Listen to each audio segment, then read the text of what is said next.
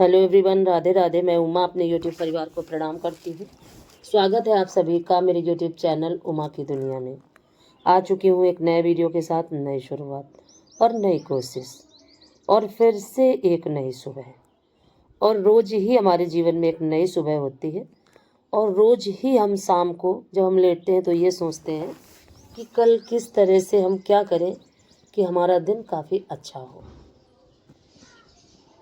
सोचते रोज है लेकिन होता वही है जो प्रभु ने पहले से निर्धारित किया हुआ होता है।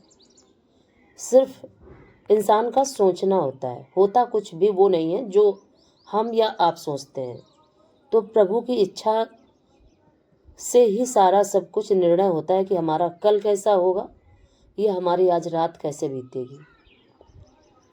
तो मैं तो उस ईश्वरीय शक्ति से इस तरह से जुड़ी हुई हूँ कि मैं तो अब ये सोचती भी नहीं हूँ कभी कि सुबह मैं कैसे उठूँगी और क्या करूँगी, क्योंकि मुझे पता है कि होगा वही जो प्रभु ने पहले से निर्धारित किया हुआ होता है। तो मैं कभी भी नहीं सोचती हूँ। हाँ, ये ज़रूर सोचती हूँ कि अपने काम को अच्छे से करूँ और हर जो भी काम करूँ उसमें एक पॉजिटिव वे हो, पॉजिटिव सोच हो और मेरे सारे काम अच्छे हो, बस इतना ही सोचती हूँ। और बुरा या अच्छा इंसान नहीं होता, इंसान का वक्त होता है। और जब हमारे साथ बुरा वक्त होता है तो हमारे पास एक ही चीज़ होती है, वो ईश्वरीय शक्ति। और जब हमारा अच्छा वक्त होता है तो हमारे साथ बहुत सारी शक्तियाँ जुड़ी होती हैं। तो मैंने अपने जीवन से जो सीखा है वो यही है। और कुंती ने महाभारत में भगवान कृष्ण से यही कहा था कि प्रभु मुझे इतने कष्ट देना कि मैं आपको न भुला सकूं। तो मैं प्रभु से ये तो नहीं कहूँगी कि आप मुझे बहुत सारे कष्ट देना, क्योंकि अब कष्टों को झेलने की क्षमता मेरे शरीर में नहीं है। पर मैं प्रभु से इतना ही कहती हूँ कि प्रभु ऐसा कुछ भी आप नहीं करना, हे परमपिता आप ऐसा कुछ भी मत करना जिससे कि मैं आपके चरणों से हट सकूं। भले ही खुशियाँ कम देना, भले ही धन कम देना, भले ही बहुत सारा मान सम्मान मत देना, लेकिन आप अपने चरणों को कभी छोड़ने मत देना। और कभी ऐसा दिन ना आए कि आपके चरण मेरे हाथों से छूटे। मेरा जो सिर है वो सदा आपके चरणों में रहे।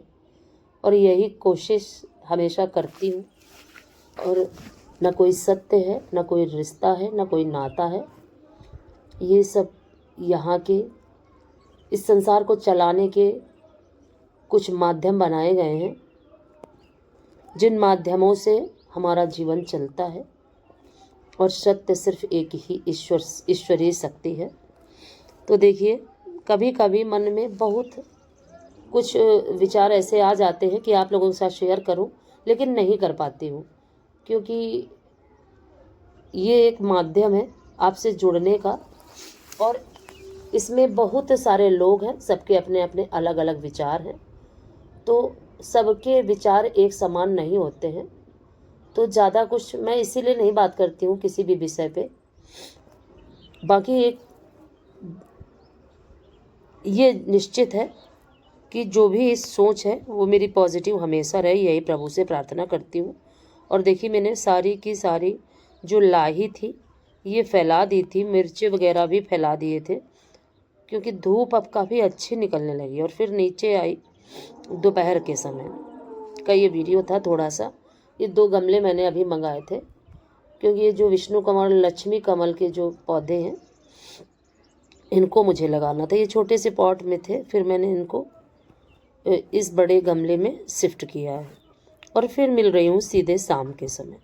और फिर मैं लगाने लगी थी बर्तन। तो जो भी इंसान के जीवन में होता है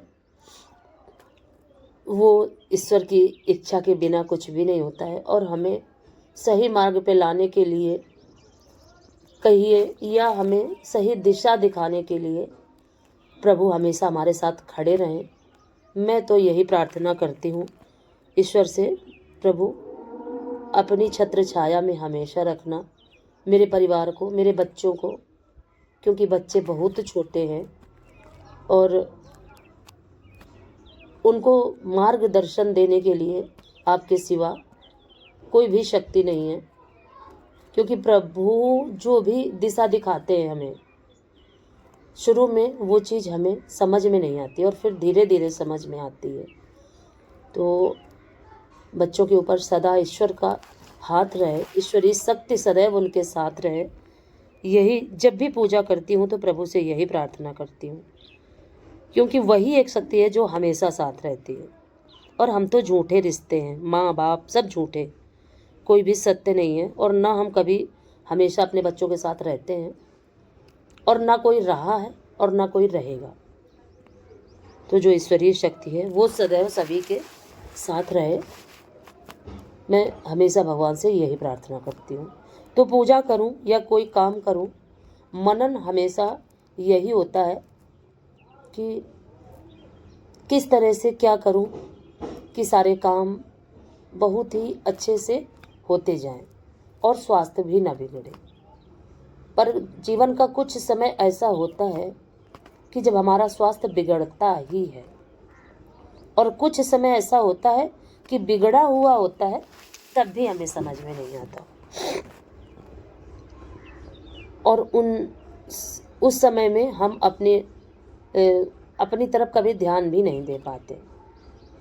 तो जब ध्यान देते हैं तो काफ़ी कुछ बिगड़ चुका होता है, लेकिन फिर भी ईश्वर की शक्ति ईश्वरीय शक्ति इतनी ज़्यादा महान है कि हम अपने शरीर को कितना भी बेकार समझ लें, लेकिन उनकी कृपा दृष्टि से अगर इंसान की सांसें चलती हैं तो वो एक बार फिर से खड़ा हो जाता है।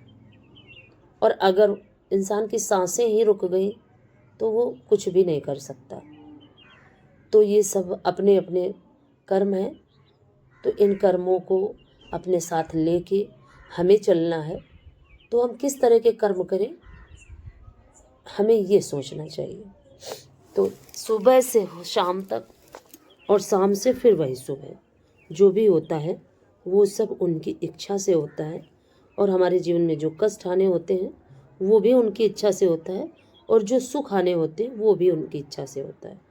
और ये हमारे प्रारब्ध होते हैं जिनको हमें भोगना होता है।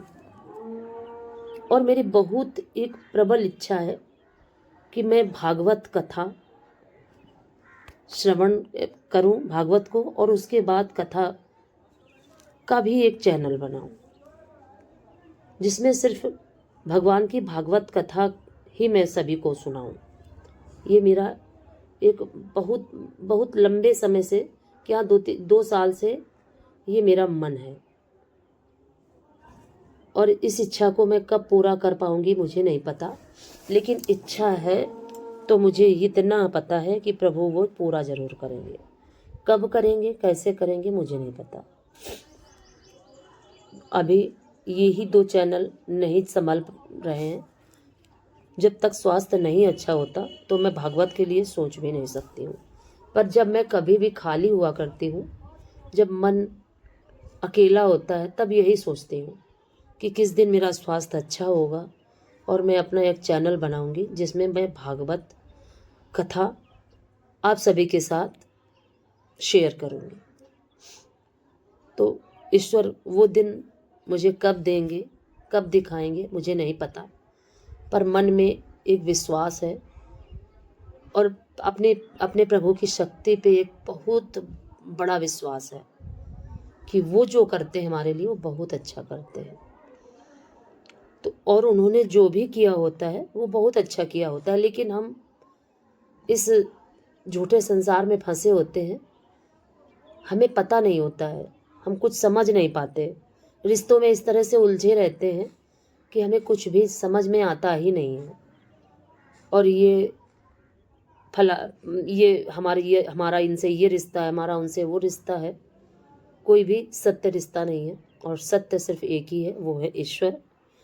तो उनकी शक्ति, उनकी कृपा से किस दिन मेरे जीवन में वो दिन आएगा कि जब मैं इन दोनों चैनलों के साथ एक भागवत कथा का भी चैनल ओपन करूँगी। तो आप सभी मुझे सपोर्ट करिए और मुझे सहयोग करिए, आशीर्वाद दीजिए कि ये मेरा सपना भी पूरा हो।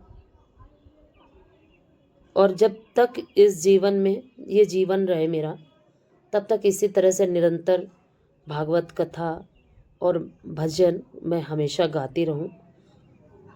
और अगर आज का वीडियो आपको पसंद आए तो वीडियो को लाइक करिए, चैनल को सब्सक्राइब करिए, बेल को ज़रूर प्रेस करिए।